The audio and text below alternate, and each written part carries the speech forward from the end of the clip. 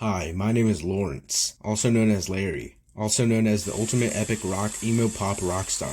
Right now my science class is doing a project where you need to talk about the 5 components of evolution for specific species. Those components being natural selection, adaptation, variation, overproduction, competition, demolition, on emission, going fishing. I made up the last 3 by the way, but yeah, the species I chose to talk about was the honeybee, so I'm going to talk about honeybees. Natural selection is essentially when a species or organism develops a trait that allows it to survive better in its environment, and natural selection eventually leads to evolution. An example of natural selection in honeybees is how the ancestors of honeybees made nests and ate pollen and nectar because they lived in areas that had a lot of flowers, so it makes sense why they would have eventually evolved into honeybees who are literally designed for eating pollen and nectar and being good at creating hives. Now, if the ancestors of honeybees had lived in a different area that didn't have a lot of flowers, then they probably wouldn't have evolved into honeybees. But because the environment they were living in had an abundance of pollen and nectar, their source of sustenance was essentially naturally selected. And the ancestors of honeybees fed on pollen and nectar for a long enough time to the point where over the course of millions of years they evolved into insects that are made to consume and utilize nectar and pollen as optimally as possible. Adaptation is essentially when a species or organism will change its behavior or biology in order to survive better. During the wintertime, in order to adapt to the colder climate, honeybees will nestle each other and form these bee balls. I'm not even joking, by the way. That's not something that I made up. Look at this.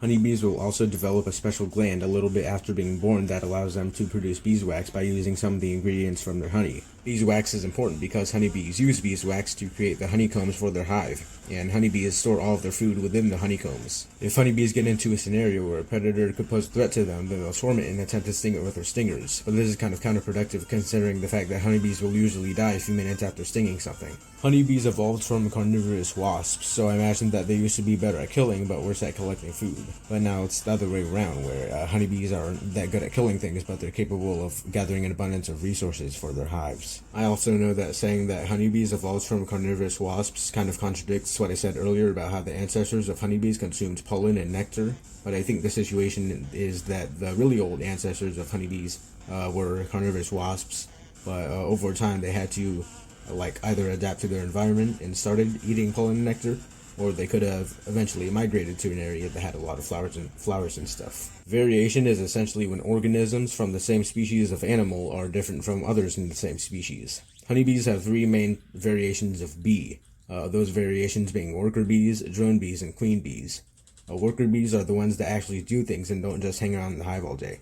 Worker bees collect nectar and pollen from the hive, protect the hive from predators, nurture the queen bee and larvae, clean the hive, make honey, and pay the beeswax tax. Drone bees mate with the queen bee. The queen bee creates scents in the hive that keeps all of the other bees peaceful with each other, and more importantly, they lay eggs to create even more bees. Queen bees also like to dabble in a little bit of honey laundering and wax evasion.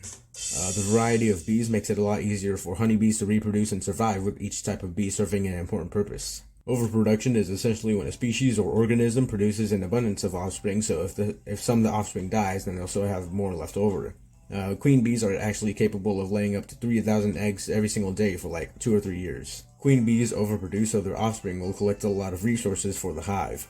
Queen bees benefit more from having a really large quantity of offspring of lesser strength and ability, as opposed to having a small amount of offspring that can do a lot of things individually. Worker bees live for about 5 to 6 weeks on average, and drone bees live for about 1 to 2 months on average. So even though worker and drone bees don't live for that long, it doesn't really matter when there's 3,000 of them being pooped out every day. Competition is essentially when different species that live in the same ecosystem need to compete for the same food. Competition can lead to evolution by giving a species a reason to adapt to its environment. The main competitors of honeybees consist of elk, mule deer, and cattle because they eat the flowers honeybees get pollen and nectar from. This could have led ancient wasps to evolve into modern honeybees by trading their ability to effectively kill other insects with the ability to effectively gather resources. So yeah, that was me talking about the 5 components of evolution for bees. The ancestors of bees lived in areas with a lot of flowers, so they started inheriting the trait to collect nectar and pollen for their hives. They also started creating methods for adapting to their environment, like rolling to a giant bee ball to stay warm during the winter. Some adaptations were also naturally occurring, like how bees started developing special glands that create beeswax. Adaptations made it easier for honeybees to survive and reproduce. The fact that there is also several types of bees makes it easier for bees to expand their population and survivability. The overproduction of bees can make variations more likely to occur, and the competition between honeybees and other animals in the ecosystem can lead to adaptation, which can lead to evolution. So I hope you liked my presentation, because if I don't get an A+, Oh man. I just might have to teach you a lesson.